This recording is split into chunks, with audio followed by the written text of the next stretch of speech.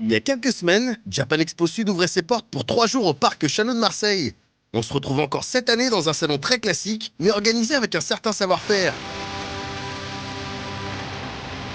Et même s'il y avait quelques activités proposées comme du jeu vidéo rétro ou de la calligraphie et des arts martiaux, cette partie du salon avec son enchaînement de stands très similaires n'était pas très passionnante. Au niveau des invités, c'était aussi un peu léger. On pouvait quand même croiser Monsieur Habara, un animateur spécialiste des séries de mecha, et Monsieur Wada, qui a notamment animé sur Lupin Sensei et Hokuto no Ken. Ce sont des personnes de talent et qui ont fait bien plaisir à leurs fans, mais il manquait peut-être un grand nom du manga ou de l'animation pour compléter cette petite liste d'invités. Au niveau musical, il y avait pas mal de choses à voir. On retiendra surtout Spoon qui était notre invité de 100% il y a quelques semaines et qui se produisait pour la première fois en France. Visiblement ravi d'être sur scène, Ako Chua s'est donné à fond dans ce showcase où les projections vidéo et la musique formaient un tout très cohérent.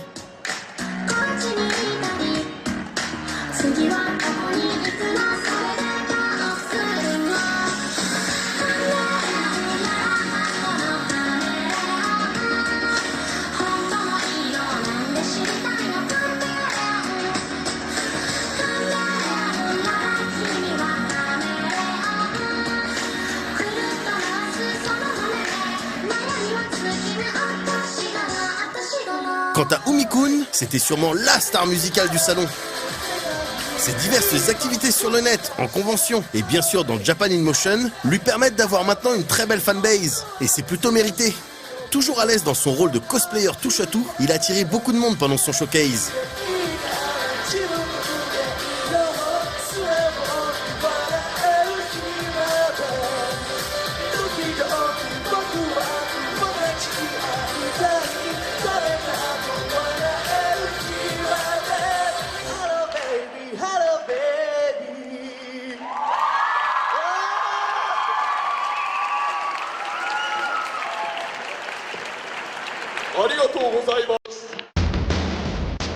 Mais la meilleure partie du salon, c'était sur la scène du cosplay qu'on pouvait la trouver.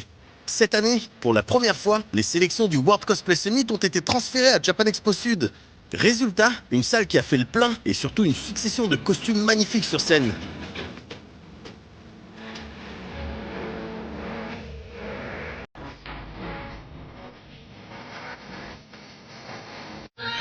Les grandes gagnantes de cette année sont les 2 membres du groupe Love Live. Elles seront donc nos représentantes pour la finale du WCS 2016 qui aura lieu cet été au Japon. Mais d'autres participants auraient tout autant mérité de remporter la compétition. Il y a par exemple le sublime groupe Soul Calibur. On admire le superbe travail sur les accessoires et notamment sur l'incroyable épée Soul Age avec son œil animé. Et puis le public a aussi beaucoup apprécié le groupe Ganmu qui a fait preuve de beaucoup d'imagination dans la scénographie et les effets spéciaux.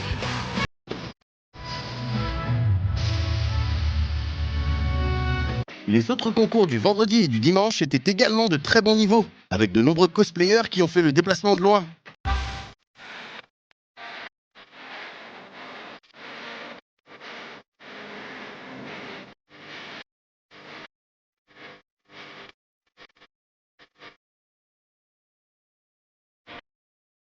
Cette année, si Japan Expo Sud avait un line-up d'invités un peu léger, le salon se rattrapait sur la musique et surtout sur des concours de cosplay qui ont offert du bon spectacle à la jeunesse.